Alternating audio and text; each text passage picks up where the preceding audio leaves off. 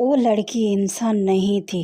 आज की ये स्टोरी बहुत प्यारी होने वाली है इंसान और जिन को लेकर। कभी कभी जिंदगी में ऐसे लोग आ जाते हैं जो हमारी किस्मत में नहीं होते हैं, फिर भी वो हमारी पूरी जिंदगी बन जाते हैं।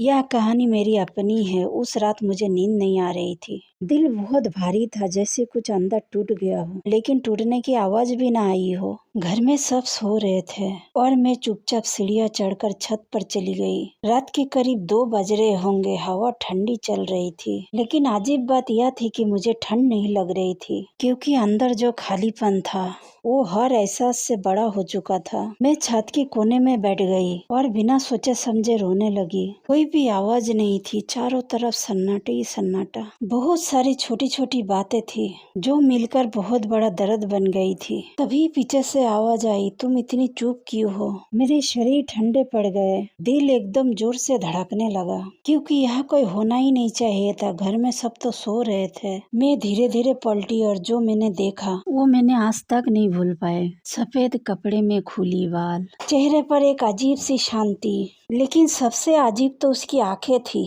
ऐसे लग रहा था जैसे वो मुझे देख नहीं रही, बल्कि मुझे समझ रही हो।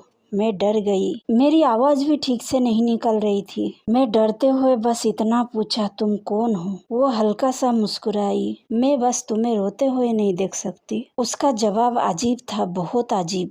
न जाने क्यों उस पल मुझे बहुत अच्छा महसूस होने लगा। ऐसा लगा जैसे मैं उन्हें पहले से जानती हूँ। वो मेरे पास आकर बैठ गई, इतनी करीब कि मैं उसके सांसें महसूस कर सकती हूँ। उसकी सांसों में एक ठंडक थी, क्योंकि उसकी सांसें सामान्य नहीं थी। तुम इतना क्यों रोती हो? उसने धीरे से पूछा। मैं चुप रही। फिर अचानक अंदर का सब कुछ बाहर आ गया। मैं बोलती गई, रोती गई, उसे सब कुछ बता दिया, अपनी परेशानियां, मेरी तकलीफ, मेरी बातें जो मैंने कभी किसी को नहीं बताई। और वो चुपचाप सुनती रही। ना उसने मुझे रोका, ना कोई सलाह दी, बस सुनती रही। कभी कभी ना इंसान को जवाब नहीं चाहिए होता है, बस कोई ऐसा चाहिए जो उसे समझे। और उस रात वो लड़की वही थी। काफी देर बाद जब मैं थोड़ा शांत हुई, मैंने उससे पूछा, तुम यहाँ क्या कर रही हो? वो आसमान की तरफ देखने लगी। मैं अक्सर यहाँ आती हूँ। यहाँ लोग ज्यादा होते हैं पर समझने वाला कम।